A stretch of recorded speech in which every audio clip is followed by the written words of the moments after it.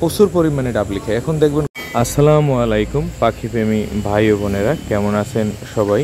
বিকেলবেলা কবুতর ঘরে চলে আসলাম। আর আমি কিন্তু নিয়মিত দুবেলা কবুতরকে খাবার দিই, সকালবেলা এবং বিকালবেলা। তো আজকে বিকালবেলা আমার কবুতর ঘরে প্রায় কবুতরের খাবার আছে, তারপরেও আমি আজকে খাবার দিব।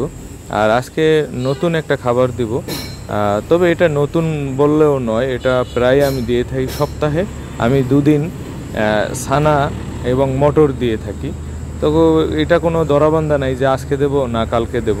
আমি নিয়মিতভাবে সপ্তাহে দুদিন আমি দিয়ে থাকি, যে কবুতরের এক্সট্রা একটা ভিটামিন যে দরকার, সেই ভিটামিনটা আর দিতে হয় না। তো সেই ভিটামিনটা এখান থেকেই ওরা পেয়ে থাকে, তবে পরিমাণটা একটু বেশিই দেই। তো আজকে আমি ওদেরকে ডাবলি খেতে দেব।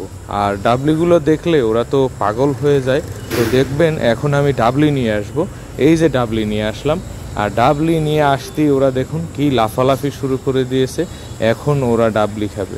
তো আমি ডাবলি খুলতেছি, বয়মটা খুলে এরপরে আমি দেব। আর যেহেতু আমার বাচ্চাগুলো, কবুতরের বাচ্চাগুলো বড় হয়ে গেছে, তাই আমি এই কবুতরকে খেতে দিব। কারণ এখন এই যে কবুতর দেখতে পাচ্ছেন, ওদের বাচ্চার বয়স আছে প্রায় 8 থেকে 9 দিন। তো এখন ডাবলি খেলে এই খাবারটা ওরা খাওয়াতে পারে। গতকালকে আমি অল্প কিছু ছিল ওগুলো দিছিলাম, দিয়ে মানে চেক করছিলাম। আর ওরা ডিমে আছে, এই ডিমে থাকলে এই ডাবলি যদি দেই, তো ডাবলি খেয়ে ওদেরকে শক্তিশালী হয়, পুষ্টি পায়, যার কারণে ডিমে আরও তা দেয় ভালো। এবং পরবর্তীতে যখন নতুন বাচ্চা ফুটে, তখন সেই বাচ্চাকে কেয়ার করতে পারে ভালো। আর এদের কিন্তু বাচ্চা আছে, এরা পহেলা বৈশাখে বাচ্চা দিয়েছিল। আর এরা প্রচুর পরিমাণে ডাবলি খায়। এখন দেখবেন গপাগপ গিলে খাবে। এই যে দেখুন কত স্পিডে খাচ্ছে। একবার দেওয়ার পরে আমি আরও একবার দিব। এখন এই যে দেখুন আরও একবার দিয়ে দিলাম।